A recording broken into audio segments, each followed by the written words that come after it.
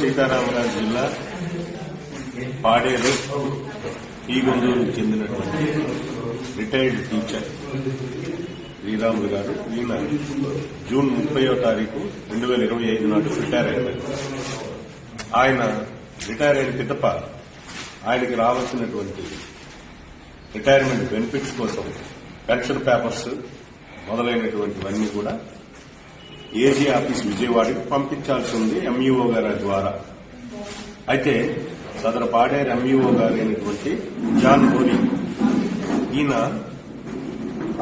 August నుంచి ఇక్కడ ఎఫ్ఏసీగా పనిచేయడం జరుగుతుంది. ఈయన ఏం చేశారంటే శ్రీరాములు గారి కాగితాలు, పెన్షన్ కాగితాలు ఏజీ ఆఫీస్కి పంపించాలంటే 40,000 రూపాయలు లంచం ఇస్తే గాని పంపించను అని కరాఖండిగా చెప్పడం జరిగింది. ఆ తర్వాత అలాగే సంతకాలు కూడా నేను పెట్టను అని చెప్పడం జరిగింది. సో ఒక 35-36 సంవత్సరాలు సర్వీస్ చేసి రిటైర్ అయిన తర్వాత 6 మాసాల నుంచి పెన్షన్ పేపర్స్ ఏజీ ఆఫీస్కి పంపించకుండా ఈయన దగ్గర పెట్టుకుని లంచం ఇస్తే గాని పంపను అనడం అది ఎంతవరకు న్యాయం? సో ఈ విషయమే అతను ప్రాధాయపడ్డాడు, బతిమాలాడు. 10,000 ఇస్తాను సార్, కొన్ని 20,000 ఇస్తాను సార్, పోనీ నా పెన్షన్ బెనిఫిట్స్ వచ్చిన తర్వాత మీరు లంచం అడిగిన డబ్బులు నేను ఇస్తాను సార్, నా దగ్గర ఏం లేవు సార్, అప్పులు చేసుకుని బతుకుతున్నాను సార్ అన్నాడు.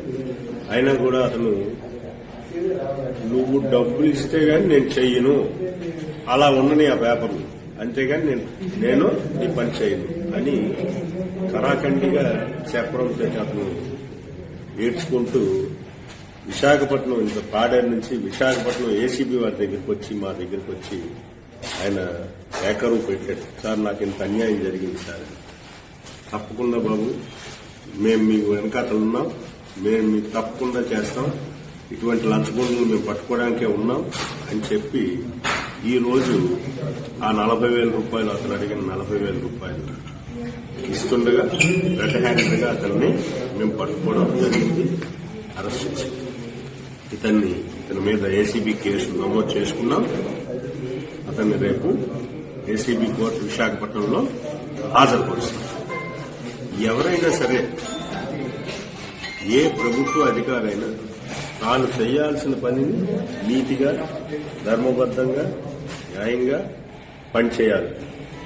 అంతేగాని లంచం ఇస్తే గాని నేను పని చేయను అంటే ఏసీబీ చూస్తూ ఊరుకోదు. అదేవిధంగా ఎవరైనా సరే ప్రజలందరికీ చెప్పేది ఏంటంటే, ఏ ప్రభుత్వాధికారికి మీరు లంచం ఇవ్వాల్సిన పని లేదు. ఎవరైనా సరే లంచం అడిగితే ఇమీడియట్ గా మా ఏసీబీ వారిని సంప్రదించండి.